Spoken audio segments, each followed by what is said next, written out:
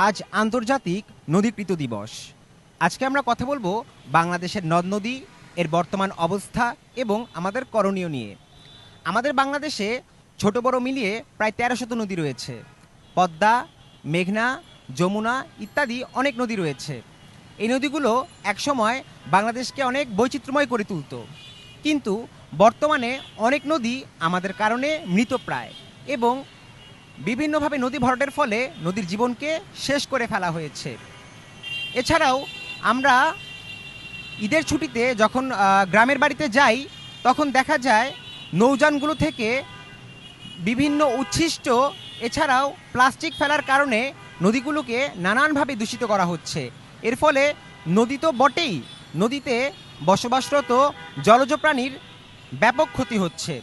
এর ফলে দেখা যায় আমাদের দেশের নদীর মাছের সংখ্যা দিন দিন কমে যাচ্ছে।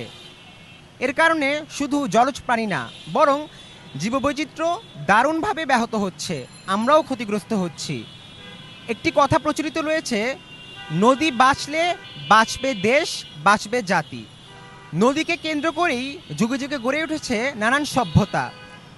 যেমন আমাদের ঢাকা এক সময়কার জাহাঙ্গীরনগর বুড়িগঙ্গা নদীর তীরে গড়ে উঠেছিল, কিন্তু এখন এই বুড়িগঙ্গা নদীর অবস্থা প্রায় শেষ।